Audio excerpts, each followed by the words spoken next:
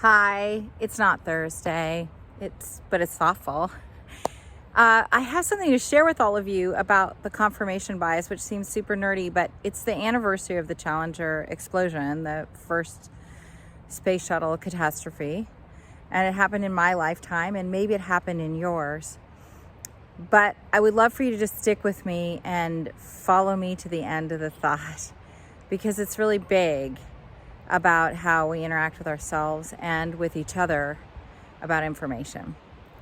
So I know that quality of information is everything when making a really powerful decision, whether it's for yourself or in your family or even for a company.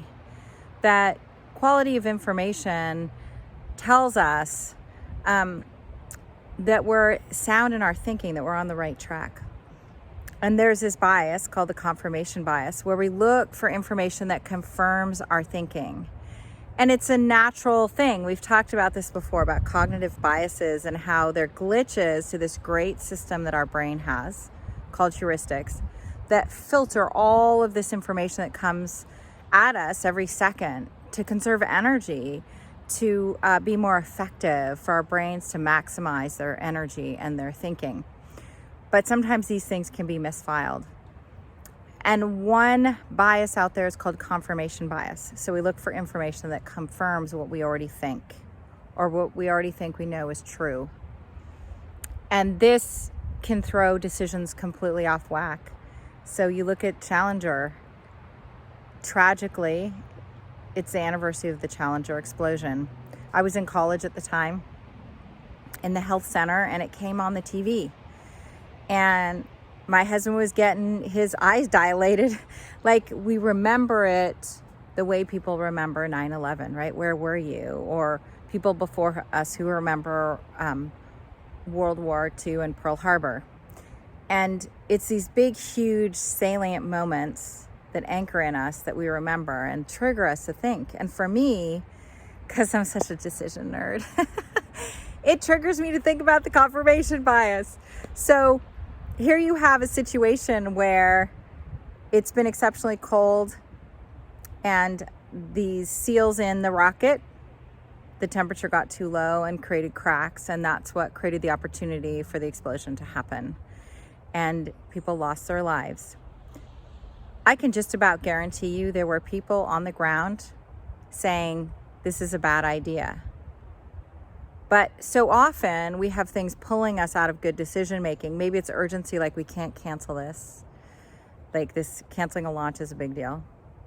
Or, it's never happened before, so it's not going to happen now, which is completely flawed thinking. Whether or not something's happened before doesn't mean it can't happen.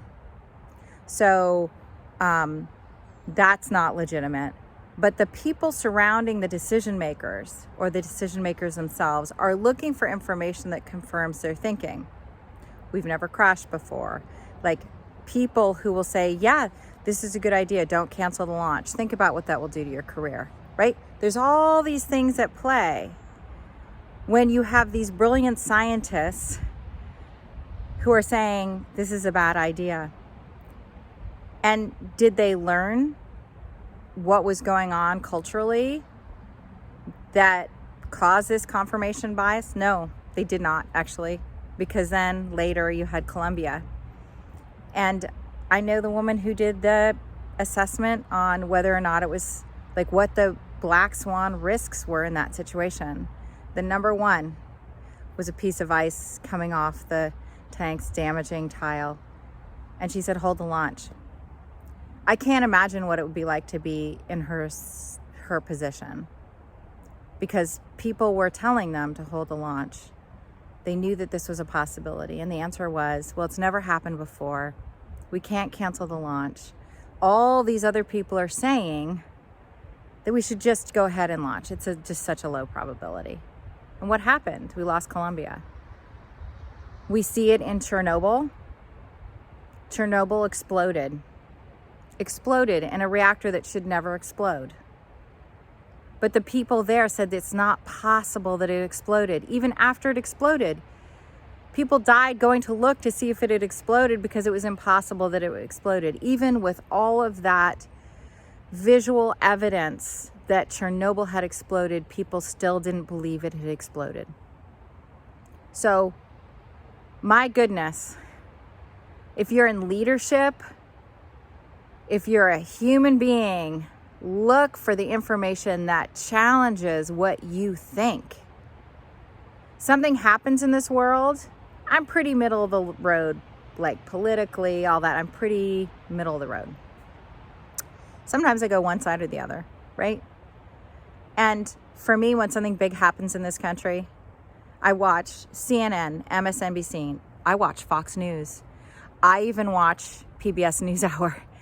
Everybody has a bias. Everybody has a way of looking at the situation. I want to gather information from people on opposing sides to synthesize what I think is really going on and what I can do about it. That's where you get radical transformation. That's where you get better decisions, because you're bringing in ideas that are outside your belief system. So don't look for the confirming information. I talk to people about, am I reasoning this through? Like I call my dad or whatever. Am I reasoning this through right? To get support and making sure that I'm thinking it through. He's a decision professional. He's going to give me every devil's advocate comment, idea that's out there. And I want that.